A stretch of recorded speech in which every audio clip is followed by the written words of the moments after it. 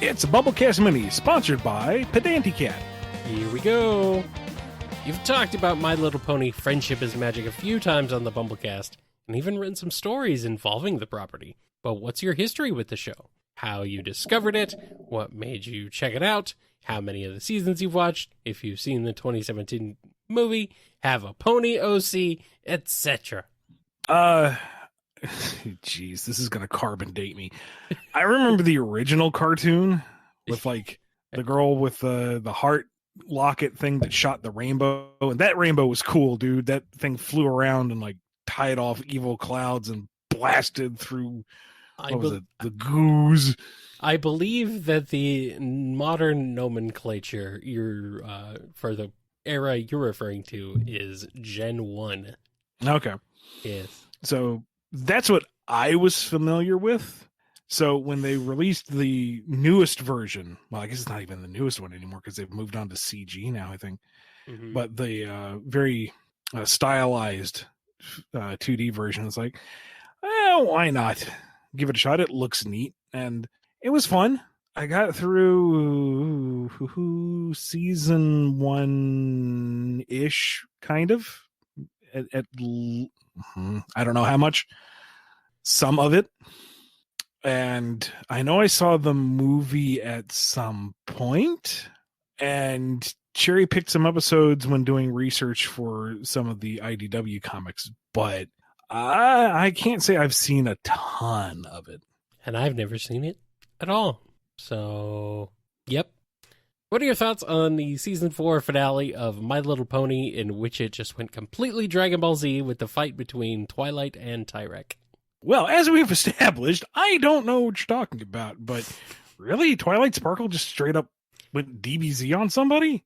I mean, okay, you know what? That's not totally surprising, because one of the things that I did enjoy from what I saw in season 1 was that it really played with the mysticism and the magic and the mythology. Like, it was still very, cutesy, child-friendly, but it also didn't shy away from conflict. Like, there were consequences and there were stakes to a degree. It's like, oh, this feels like it's actually building its own mythology. It's not just, flavor of the week. It's completely episodic. They're building something here. They're creating a world with countries and rule sets and whatnot. So, yeah, okay, somebody just going straight up full on, I've tapped into the full power of magic. I'm going to shoot you full of friendship. Yeah, that makes sense. Yeah, I suppose. I don't know. I don't know. When asked who the best pony was in a past BumbleKast, you chose Fluttershy, which is naturally the only correct answer. Mind delving into what makes Fluttershy the best pony in your opinion, along with your favorite Fluttershy episodes or moments? And what are your thoughts on Fluttercord? Just because she's the odd one out. Everyone else in the main 6 is that's MANE, Kyle. Main I 6. know. I understand the pun. I get it. Everyone is very out there. Even Applejack is, kind of dialed up to at least an 8, if not a 10. So Fluttershy being perpetually at a 2 is kind of endearing. And she's just sweet and she's nice and she's, she takes care of little animals. And when she needs to stop somebody, she does, which makes her reticence even more hilarious to me. Maybe that's just I don't know. But she's just cute and she's fun. And there was one episode very early on where they're like trying to get her to really let loose, and she's just going to scream out all her joy and gets, yay. And like, she is screaming that yay as softly as possible. And it cracked me up each time they did it. It was a good gag. Fluttercore, I don't buy it. Now, granted, I haven't seen most of what would make it make sense or where they built it, but I don't like the idea of Discord 1 having a redemption arc, if there was one. I assume there was. And 2 becoming pedestrian. settled, low key. No, he's freaking Q. Come on, he's a Q chimera. Let him remain like maybe he reaches a truce with Equestria, but don't domesticate him. Come on. Okay. I was confused. I did not know what a fluttercord was. Apparently it is a ship. So Yeah. I now understand what's going on here. Sort of. The super cutesy demure pony gets with the literal Q from Star Trek Chimera God of Chaos. Okay. And this is not related in any way to Discord, the program that we are currently using to record this. Okay. I don't know. With some of the fluctuations, I gotta wonder. Okay. Cool. Along with Fluttershy, what are your thoughts on the rest of the main six and Spike? They're a solid group. They've got fun personalities and designs that play well off of each other. I think what tired me out when I would come back to it every now and again was them relearning the same lessons that I saw in my smattering of season 1. And I realized that there's a degree of that's part of the nature of the beast. That's just how an episodic series like this to sell toys goes. But it's like, you've guys already had these big blowout misunderstandings. You're friends now. Stop it. Come on. Spike is the best, though. Spike is my boy. And when we did the Transformers My Little Pony crossover, I made a point of pitching Spike stories because come on now. The man has gumption. He has dreams. And he'll grow into those eventually. All right, here's another question. While the main cast of MLP is all enjoyable, a big aspect of the show is the memorable extended cast. From secondary favorites such as Mod Pie, Cheese Sandwich, and the great and powerful Trixie, to background characters who became popular such as Derpy, Bonbon, and Lyra. Who are some of your favorite MLP characters from outside the main cast? The fact that Derpy exists cracks me the hell up.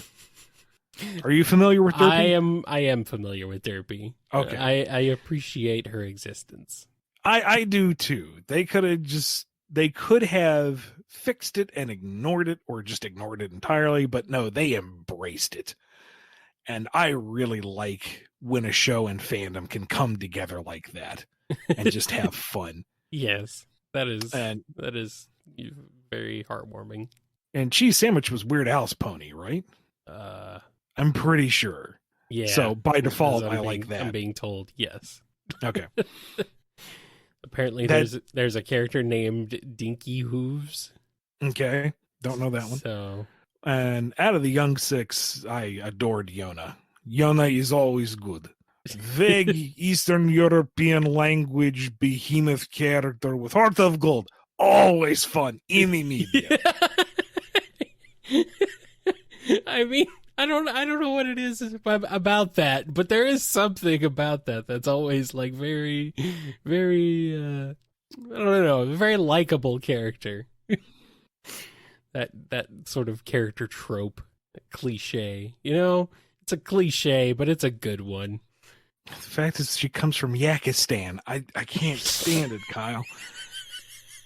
Okay. Native language is yakety yak yak yak yakety yak yak yak yak yak yak. I just, oh my god. Wow. Amazing.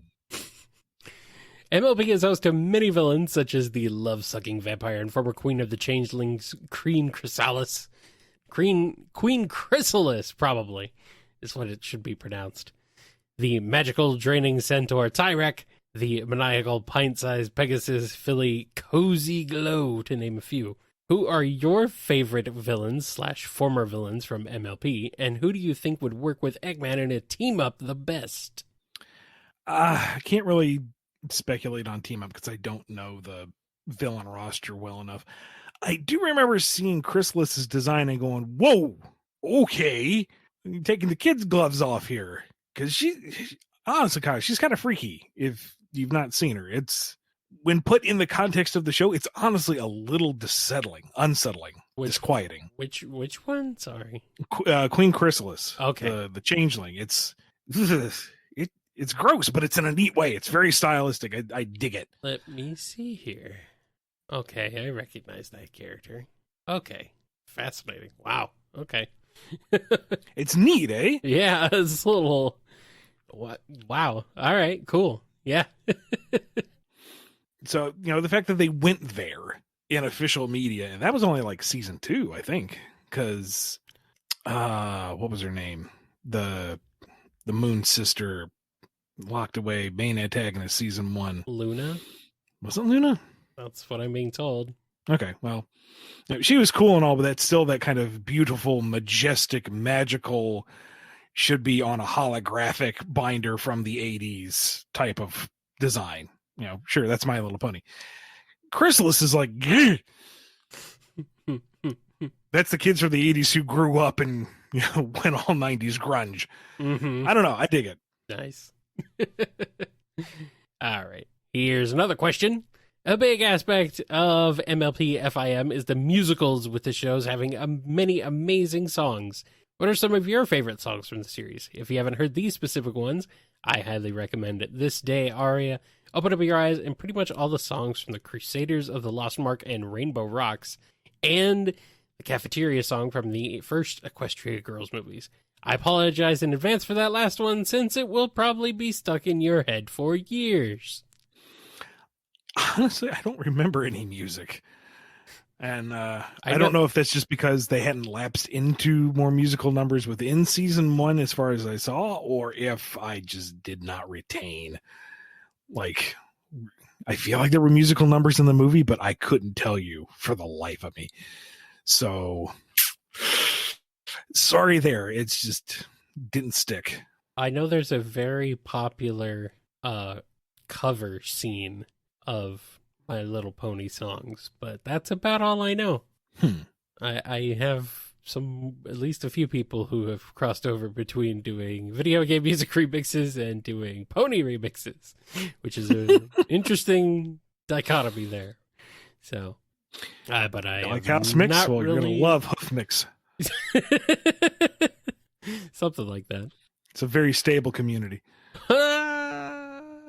Now, many people, and by many, I mean mostly me, have been asking about when we're getting an MLP cross IDW Sonic crossover ever since it was announced that IDW would be publishing Sonic. But how would you do an MLP crossover with the likes of TMNT or Mega Man? Ninja Turtles is a bit easier because they're no strangers to weird interdimensional nonsense. Might work best if you used the Rise crew stylistically. I feel like it would be a closer match than some others. And the general goofier style of Rise might play better to the comedic side of the ponies. Maybe get the Krang in there. I mean, they're dimensional conquerors. Maybe they're trying to conquer Equestria. And the turtles need to come in and help out. I don't know. I'd want to sit down and renew my research to see where it is. That, and I'm going off of the old 2D stuff. I don't know if the new CG cartoon is a continuation or if it's a new continuity or what. So I'm kind of groping in the dark here. For Mega Man? Cross them over with X just to have the dichotomy of the more dark, the kind of dark-ish theme of Mega Man X with the super happy, fun, colorful ponies. That would be pretty funny. Otherwise, probably the best match would be Classic if you're going for tone. Maybe, or a portal opens up on the moon and Volnut finally comes back to Earth, but it's full of ponies. But it's the wrong Earth. He helps save the day, and they magic a portal back home to him. Thanks, guys, and he exits onto the moon again. No, wait! And it closes. Well, he tried. Now, if we ever do get a crossover between the two properties, how would the Sonic characters react to the fact that the residents of Equestria tend to burst out into big musical numbers, which are seen as completely normal. Which Sonic characters would join along and which would refuse to participate? If it's going to be a comic, I would want to keep it as maybe a simple gag, because rendering music in a silent medium is a big roll of the dice every time. Yes. You really need to have the right art team, and it's tricky to do. So maybe if it was something like the town bursts into a musical number and the characters are kind of going, and then exit the scene, that's a good 1-2 page gag. I don't know if I would want to devote an entire sequence to it necessarily. Sonic, I don't see him as like a major singer, but he wouldn't be too off put by it. It's like, all right, that's how they roll here. Amy would sing. She would join in. Tails would be a little self-conscious, but he'd be encouraged. He'd get into it. Cream, she definitely would join in. Tangle. Rouge, Yeah. start stealing stuff while everyone's distracted. Shadow. Knuckles refuses until Sonic says, "Oh, you're too shy. You probably can't sing anyway." And that's when he goes, "I'll show you." Shadow joins in, obviously. No, he's just a void. Well, I know. If it were Sega writing it, yes. But if this were... Everybody gets up to the big, chorus line, and they all turn to Shadow, and no. Anyway, we go on with the number, and we sing the rest of the song. Yeah, but it's funnier if Shadow actually would do it, because he's not a character you'd think would do it. But yeah, I know he's off on the lone mountaintop that night, kind of humming it to himself. Yeah, of course. Yeah, whatever, Shadow. You and your shadowiness. In My Little Pony, there are 6 magical MacGuffins known as the elements of harmony, with each representing an aspect of harmony: laughter, kindness, generosity, honesty, loyalty, and magic. One of those is not like the other. If you had to give each of those elements to one Sonic character, who would you choose to be the bearer? For the element of magic, I think it represents the magic of friendship rather than actual magic. So you don't have to pick a character to represent literal magic, since magic doesn't, quote unquote, exist in Sonic. Oh man, Potato Cat, you already took my joke! Undercutting me. That's how I interpreted it too. It's the magical essence of harmony and friendship and companionship and I mean, it literally, nice things. The title literally says friendship is magic. Yeah, So magic would probably be friendship. I'm just going based on what I see. But and the hard thing is going through that list. It's like Amy. No, damn it. Mm-hmm. Let's see. Laughter. Sonic. Well, it can't be Knuckles because he don't chuckle. I don't know. Laughter. Sonic, probably. Yeah, maybe. He's a bit of a jerk in that sense. Knuckles for loyalty, maybe? Tails. Or Tails. He's stuck by Sonic's side the whole time. Yeah, I'm just thinking in terms of like Knuckles' staunch, unwavering guardianship, I would say honesty, but for Knuckles. Yeah, I guess so. He's a straight shooter to a fault. He's a bit blunt, yeah. Maybe not as blunt as Shadow, but at least he's he's pretty straightforward. Generous. Who's generous? Sonic is pretty. Amy. Well, okay, Amy. Yeah, I was gonna say she's Sonic... generous with her time. She's always going to help out others. True, but then who's kindness? Cream. Oh, I mean, she's a pacifist. Right. Okay. There you go. Fine. And who is magic? Blaze. I mean, she is, but who is magic in this instance? Blaze. Oh, okay. I see. I mean, if we're gonna fudge what magic is in this, she's as close as we're gonna get to a magical girl. Come on now, interdimensional princess with pyrokinetic powers, and she's a good character. Yeah, no, she's magical. You know what? You're right. Holy crap! She even looks like a magical girl.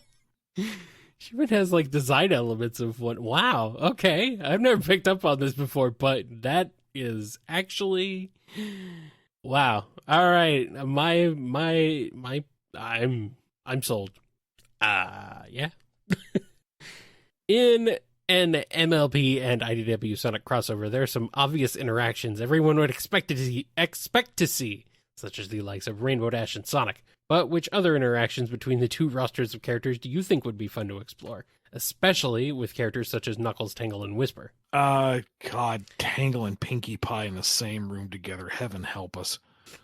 I think it would be required at some point that things get dire. So Fluttershy has to put on Whisper's mask and command the Wisps and the Wispon.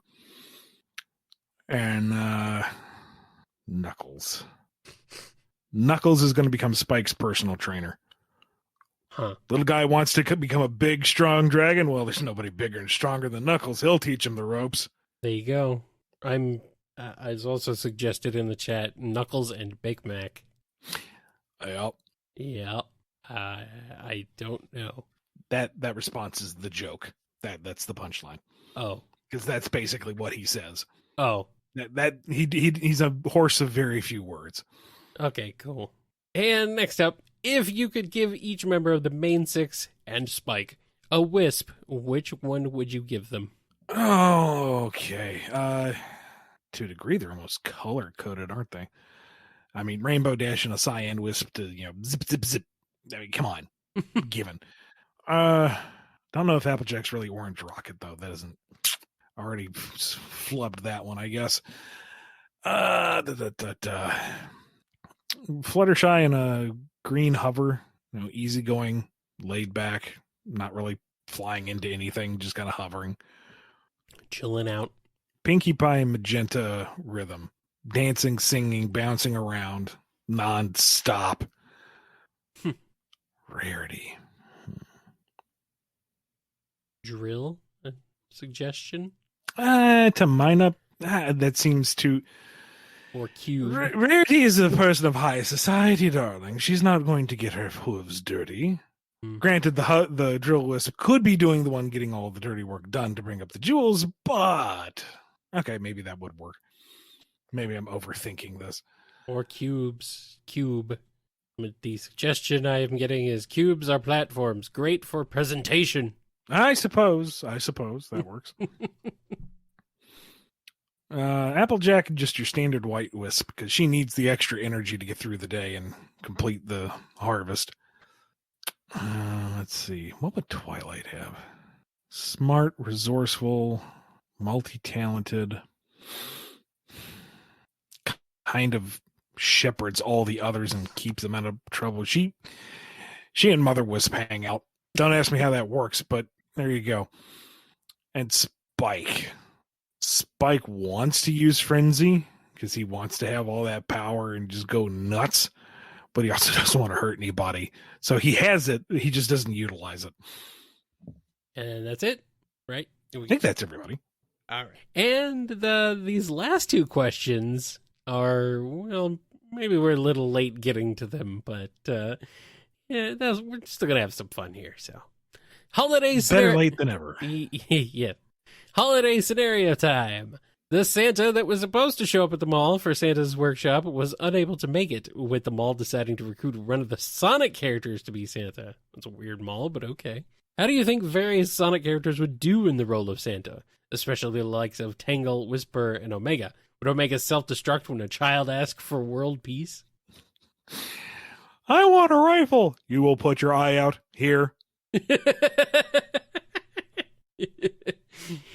You will put your eye out. Good. Tangle, I don't know if she could sit still long enough. I don't think she has the patience, no. But she would be good with kids. Like, they would, Yes. They would respond well to her. She would listen to them. I think that's where she would find her patience, is listening and interacting with the kids, because she would give them the time. Yeah. She would listen to them. She would get excited about their ideas as well. She makes me think she would be more like the elf assistant, Yeah, like but I can see her actually working out. Friendly, yeah. Whisper, not so much. No, she'd hate it. A constant line of unfamiliar people getting immediately into her personal space. Mm-mm. Nope. She's gone. Nope. She's not even out. No, she's She's up in the rafters, got her rifle trained on Santa, because Santa's actually Eggman. And Omega will tell you what you want for Christmas. You want the destruction of all of Eggman's robots. Merry Christmas, ho, ho, ho. Thank you, Omega. You are welcome. Have a candy name. You mean candy cane? No. Child is requesting candy caning. Proceeding to beat. No, put it down. He knew exactly what he was saying. Omega doesn't make mistakes. Sonic obviously would probably do it. He'd probably volunteer. He's like, yeah, I'll do it. I see him having a harder time. But he would sitting there. But he wouldn't necessarily like it. But he would do it, especially if Amy asked him. Well, I mean, Whisper had to drag Omega out after he started screaming "Season's beating," so somebody's got to do it. Yeah, I know. Exactly. Knuckles would probably do it. Once he got into the act, you'd have to convince him first. I mean, Boom Knuckles would definitely do it. Oh, God. Boom Knuckles would volunteer. Boom Knuckles would, yes. Boom Knuckles. This was made for him. Big. Yeah, well, Big is probably Santa Claus in his off time. Probably. Not on time. No. You know, he vacations from fishing to be Santa. That's how Big works. Yes. Big would do it. Boom Knuckles is all about it because we're both red and white. We both fly through the air, and we're both the last of our kind. What do you mean last of your kind? How many Santa Clauses do you know? I appreciate your Travis Willingham as Knuckles impression. It's a pale shadow, but you get what I'm going for. Yes, I do.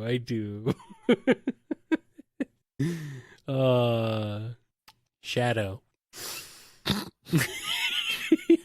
He's the Krampus. Yeah. That's more his thing. Yeah. Just standing off to the side of Santa's village with a basket on his back and a switch in his hand. You better watch out. You better not cry. You better not pout. You know exactly why. Actually, he does want you to cry. Ooh. Silver would also... I think Silver would embrace the Santa. Once someone first you have to explain what Christmas is. I was going to say, once someone explained the concept to him, yes. Well, see, first you decorate the tree. What's a tree? Oh, God. Oh, no. Oh, I think they have trees in the future, Ian. I think. They have the burnt remnants of them. Why is it only the chestnuts roasting over the open fire? Everything's roasting. Dang. How bleak is Silver's future? I'm always happy to get coal in my stocking. That way I'm not cold at night. Exactly. Oh, man. Silver... This fine stocking will make a lovely sock for the colder of my 2 feet. Now I'm mixing in my Homestar Runner references. Oh, Lord. Maybe Silver would just be waiting in line for Santa. Well, sure, he's heard the legends. He wants to meet the man. Yes, of course.